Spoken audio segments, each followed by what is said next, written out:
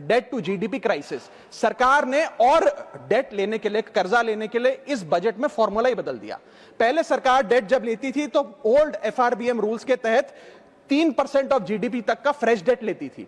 इस बजट में सरकार ने उस फॉर्मूले को बदलकर कहा कि टोटल सरकार का डेट जीडीपी का 50% होगा और उस सीमा में हम डेट लेंगे। यानी कि they want to play on the denominator effect. For example, एक साल बजट अगर हमारा जीडीपी 12% से ग्रो करता है तो उस साल सरकार खूब सारा डेट लेके सरकार पे कर्जा लाद सकती है, जो कि फिस्कल डेफिसिट 4.5, 6.5, 5% तक भी पहुंच सकता है। सर, इसी के साथ साथ मैं बताना चाहूंगा कि आज सरकार कहती है कि हमारा डेट टू जीडीपी रेशियो 56% है, लेकिन ये गलत है, क्योंकि बहुत सारे ऑफ बैलेंस शीट आइटम्स हैं जिसे सरकार डेट में दिखाती ही नहीं है, जैसे कि FCI bonds, OMC bonds, fertiliser, NHAI, NFSS, यानी कि तमाम तरीके के ऐसे कर्जे हैं सरकार के ऊपर जो सरकार अपनी बैलेंस शीट में नहीं दिखाती है। सर, मैं सरकार को आपके माध्यम से यह रिक्वेस्ट करना चाहूंगा कि देश का कर्जा और कैसे ना बढ़े इस पर काम करें, ना कि और कर्जा लेने के लिए हम जीडीपी और डेट टू जीडीपी के फॉर्मूले के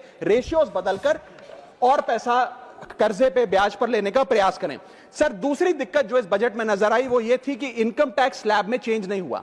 सर, हर साल देश का आम आदमी जब वित्त मंत्री जी की बजट की स्पीच सुनता है तो वो इसलिए नहीं सुनता कि पीएलआई की क्या इन्वेस्टमेंट होगी, कौन सा कॉरिडोर बन रहा है। देश का आम आदमी, सैलरीड क्लास, इसलिए बजट की स्पीच सुनता है कि उसके अंदर स्लैब में कोई रिवीजन होगा, क्या हमारी स्टैंडर्ड डिडक्शन की जो हमें डिडक्शन मिलती है वो बढ़ेगी। लेकिन इस बार बजट में देश का आम आदमी और खास तौर पर देश का मिडिल क्लास डिसअपॉइंट हुआ।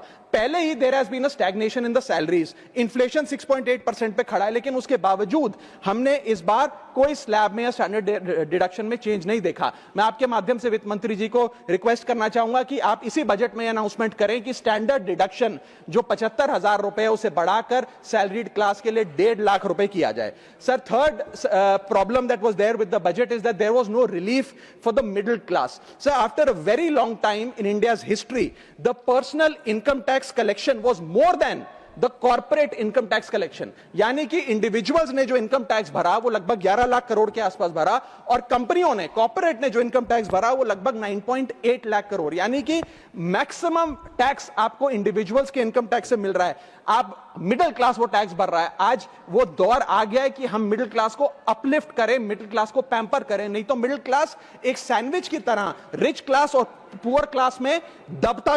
वर्ष में मिडिल क्लास ने देखा कि उसके एजुकेशन के खर्चे में 8% की बढ़ोतरी हुई, हेल्थ केयर 9% से महंगा हुआ, रेंट 7% से, फूड 6% से, ट्रांसपोर्ट 5% से।